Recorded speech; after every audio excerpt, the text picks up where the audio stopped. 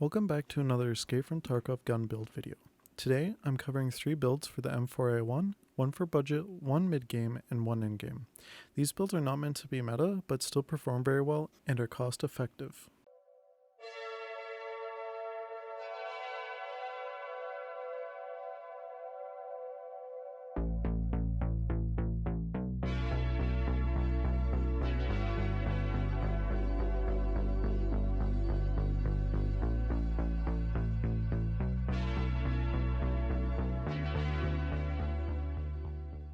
Before we get started on the builds, I want to point out a few things. First off, none of these builds are something I would consider meta, but also, my builds tend to be based on a balance of ergo and recoil in most cases, so I won't have the highest they possibly can have, but they'll generally have much higher ergonomics, and my reasoning for this is that ergo has many effects on the gun that are more important to the players that watch my videos and that my videos are aimed towards.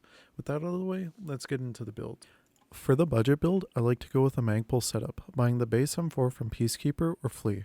First, you'll want to grab a tan magpul handguard from Skier. This is the short one that fits on the 370mm barrel, and then a 4.1 inch hemlock guide. Next, grab the RVG from Peacekeeper, and then you're going to grab a set of front and rear iron sights from the magpul ones are the ones I go with, the black ones specifically, as they're fairly cheap. The last two pieces you'll need are a sight and the bus stock from Peacekeeper. Overall, this build comes to 74 ergonomics and 66 vertical recoil, costing about 136k rubles, including the EOTech, which is about 20k itself. For the second build, I went for a mid-game approach. This build isn't intended to be budget, but shouldn't hurt the bank too much. To start off, you'll want to grab a Volter E-Mod stock, a KC QDC compensator, an NT4 black suppressor, and then next, you're going to grab a 10.7 inch URX 3.1 handguard, and then what you're going to do then is grab 2 KC long handguard panels. What these are is they just go on the side of the handguard and they add 1 ergo each.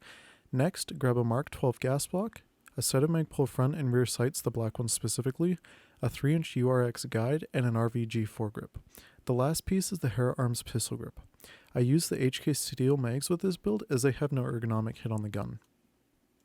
This build comes out to 71 ergonomics and 65 vertical recoil, and at first glance, this seems worse than the budget build. However, this is because it has a suppressor.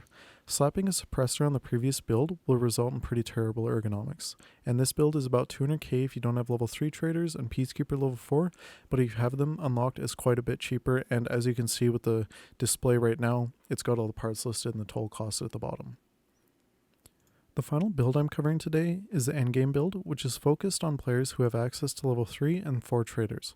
To start off, you'll want to get a stock M4A1 with a 370mm barrel from Peacekeeper or Flea. Next, grab a Mark 12 gas block, a Lavoa C handguard, a 6 inch CAS V guide, Hera Arms CQR foregrip, and a KC QDC muzzle brake. Next, grab an NT4 black suppressor, a set of magpul black front and rear sights with a sight of your choice. I went with the EOTech again, which is about 20k, sorry. Next, grab a Growless pistol grip and an advanced buffer tube, not the red one, and an HK E1 stock. Finally, grab a Raptor charging handle. This build comes out to a solid 76 ergonomics and 56 vertical recoil. This gun is super easy to control, and with 76 for ergonomics works wonderfully. The overall cost of this build is about 240k from Flea, and if you only have Peacekeeper and not all the level 3 traders. This is by no means a meta build, but it's much cheaper than meta, and I also tend to build guns on the philosophy of what looks good, and eventually hope one day that the devs make it so more parts are about equal in terms of stats, so that not everybody who builds a meta gun has the exact same gun. This doesn't mean I'm building the guns to look good in lieu of stats, I just don't tend to build a gun to be the best stat-wise as often it doesn't look unique. Thank you for watching the video. If you enjoyed it, please subscribe and like the video as these really help me out with the YouTube algorithm as well as starting off on YouTube. And if you have any comments or questions about the content in the video, feel free to leave a message below as well. I'm aiming to get 3 videos out per week as well, releasing on Monday, Wednesday, and Friday at 8 a.m. Pacific Standard Time.